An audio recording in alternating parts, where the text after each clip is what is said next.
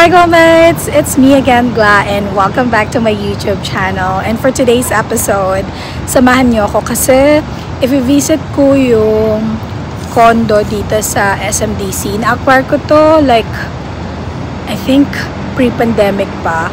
And then, I decided na iparent na lang siya. Pangalawang renter ko na tong nag-move out. So, ngayon ko lang ulit makikita yung unit. And I was not able to share it with you before nung turnover. So, right now, let's see kung ano yung status, yung state nung condo. If kailangan i-repaint or ayusin, and so on and so forth. But before tayo pumunta doon, or bago kayo i-tour, if you haven't subscribed yet to my channel, I do hope you subscribe and click mo na rin yung like and notification bell so you always get a notification every time I have a new video.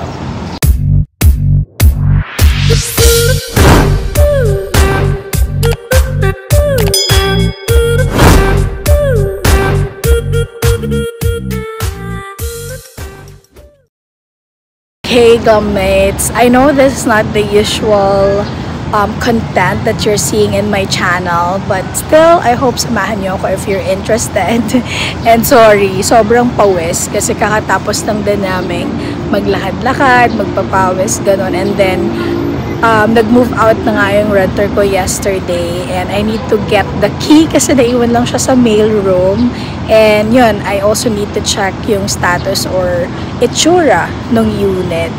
And I'm still contemplating if ipapa-rent ko ba or titiran ko na. So let me know your thoughts. Comment below. Actually, sinusi ko na. Kasi sabi ko, ito, I think kailangan to i-repaint. Ayan o. And then, hindi ko sure kung bukas yung ilaw or yung kuryente. Nakapatay. So, kailangan natin buksan. So, go.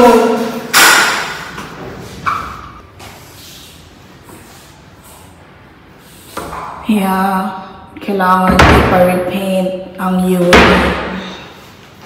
And this one, para nasira siya.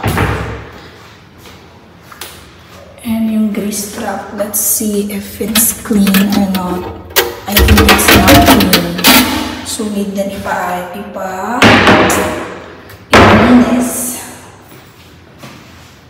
Internet. Yeah, so this is just a bare unit and small unit for 2 to 3, I think siguro max na yung 2 persons and then isang bagets siguro, small family, yeah. Because this one is 23 square meter, yeah, 23 square meter, yeah. And ito yung balcony.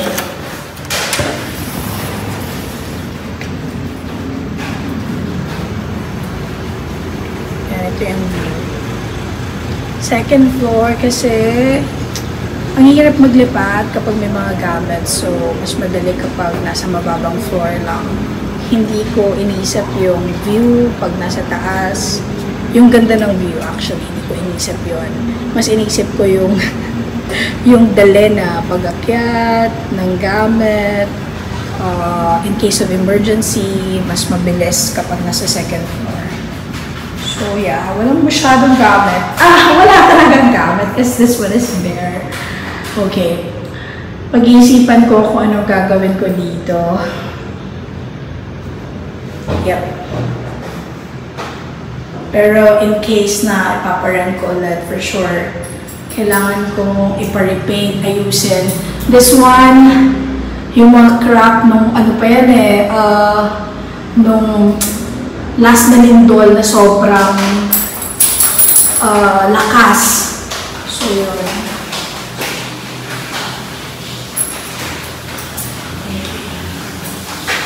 So there.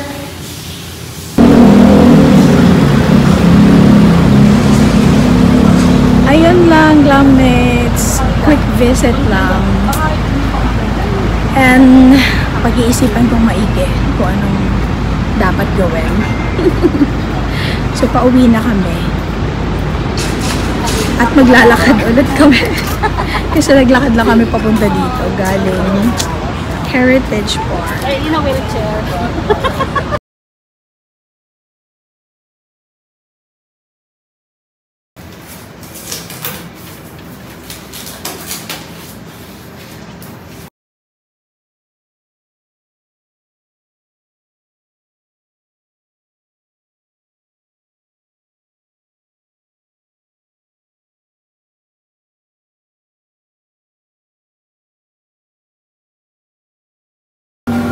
Ayan na sila, te. Naglilinis na. Mamaya may paano yan. Ang tawag dyan? Ano nga yung anak nyo? Soju. May pa-soju. And this is my baguettes. Oh, yan o. Nakabitan na lang aircon. Oh.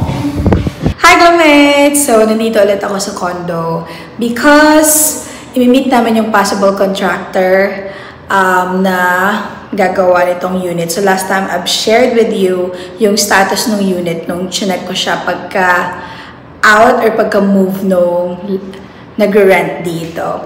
And unfortunately, medyo hindi na ganun kaganda yung state ng condo. Also, we decided na magstay na lang here. And reason as to why imi-meet namin yung possible contractor namin today. And yes, I'll also share that with you kapag natapos na, if ever. So hopefully, makakuha kami ng magmamatch dun sa needs namin, budget, etc. Yeah. So, surprise na lang yon. Nakita nyo din naman yung itsura ng condo na to. Small, bare unit lang to, and let's see kung ano magiging itsura nito eventually. I'm also excited to share that with you guys. I'll share with you again yung CR Glomates kasi last time madilim, walang ilaw, actually walang bubilya. So yun, nakapagdala na ako ng bubilya kaya, and then medyo maingay lang yung exhaust. So, ganyan siya. Ayan yung mga ginamit namin panglinis. Kung naglinis kami last time, yan. And yung shower, hindi ko gano'n kabet. So, naisip ko palitan yan ng, I forgot kung ang tawag dun sa type ng shower na yan. Yan siya nung tinurn over. Ganyan pa din siya. Yan. Para lang din makita nyo kapag nagbago na yung itsura. Wow! We're also thinking if ipapa-retile ba naman or keep it. I don't know yet. Pero, yeah. Soon. Also, ayan, Glomates. So, nakita nyo. Hindi na okay. Yan, nasira yan. Nasira dun to. And here, kasi, nung naglinis kami, grabe yung dumi ng unit. So, well, actually, that's the downside kapag ipaparent mo talaga. Yeah, medyo naluluma siya. And that's the reason why nag-decide na kami na tira na namin. Yan, no? Pati doon sa may balcony as nilinis namin kasi parang may sticker. Ganun siya. So, at least kita niyo din, Glomates. That's it, Glomates! Thank you so much for staying with me until the end. If natapos mo ito hanggang dulo, because I know this is not the usual video na nakikita niyo sa channel ko, but still, thank you, Glomates, and I'll talk to you next time. Don't forget to stay awesome, be gladsome, and keep chasing those dreams. Bye!